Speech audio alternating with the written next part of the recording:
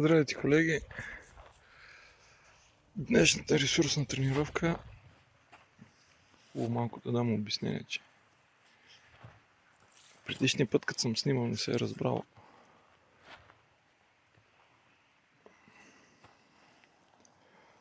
Сега, първо, защо тия неща ги правя навън, а не вкъщи?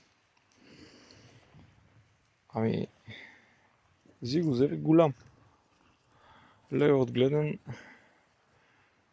както трябва, но по моите мераци там. Значи по моето както трябва. Боян го взимах на около 4 месеца и беше започнат с една система там. Да си пази. Тоест там това се е толерирало.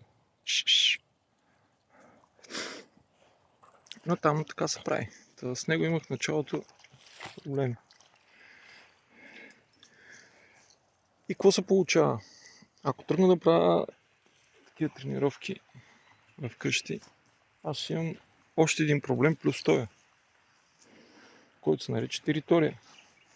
Тоест, територия и ресурси взети заедно ми идват в повече. И на мен, и на кучета. Ето виждате ми, един отива да пие вода, други изчезва и обратното. Значи Боян не го виждам. Бояне! Отишъл до реката. Оттам се някъде ще скочи. Разбивам си ги нещата. Първо е по-лесно за кучета. Второ е по-лесно и за мен. Територията си работим вкъщи без ресурси, т.е. двора прибирам води, истории, а ресурсите ги работя извън територията.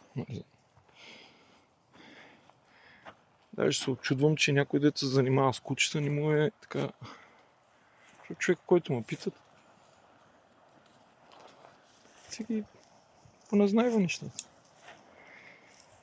Ако гледах само 2 кучета и не бяха с такива характери, гени, както искате така го наречете, и бяха 2, можеше да опитам да комбинирам територия и ресурси заедно. Бояне!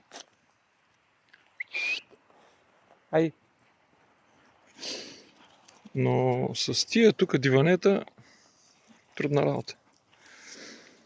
Затова вкъщи си работя територия, навънка работя ресурси и да се надяваме, че есента ще можем цялото нещо да го сгубим. Спокойно, т.е. осъзнато, а не да ми се е получило 1-2 пъти случайно и да го броим за окей. Друго. Защо има ли нашийници? После ще ви слова в коментарите един клип. Тук има зайци. Освен зайци има и други животни. Не искам да пострада нито едно животно. Това е причината. Дали сега ще да долея вода? Не. Няма да опитам. Дали това се прави кучета да са жадни? Не, разбира се. Как? Толкова кучето е жадно и аз тренирам ресурси, аз го принуждавам да реагира. Точно това, което не искам да прави. Така че и този въпрос е малко. Купата умишлено слагам далече от колата, по проста причина, че колата се явява пак малко територия, нали? Те си е приели като подвижна територия. И така. За сега е само вода. Лека по лека зимата ще мъчим и храна. Нали, там вече трябва много да се внимава. Но за които не са разбрали, на мен не ми е целта тия двамата, тия Зи и Лео, да станат неразделни приятели. Но те живеят заедно и трябва да се научат да се търпат. Ако те решат сами да станат приятели, аз няма да им преча сега. Даже глупо да го коментирам. Но трябва да се търпат. Това ми е идеята с тях двамата. А той е още малък. Той ще ги има тия ядови след 1-2 години. Зи. Така че малкият за сега само гледа да направи глупости. И ето ви как протече днеска тренировката.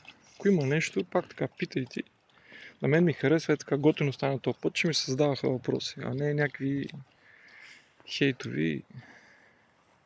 Дали така се прави всички кучета? Не разбира се. Не разбира се. Аз съобразявам какви кучета имам, какви са ми условията за гледане, какво ми е ежедневието, какви са ми в крайна сметка и моите изисквания. Сега с други кучета някой може да постъпи по коренно различен начин. Аз така правя. С тези кучета, с други кучета, ако изискват друга работа, ще направя друга работа. И готово. Ай!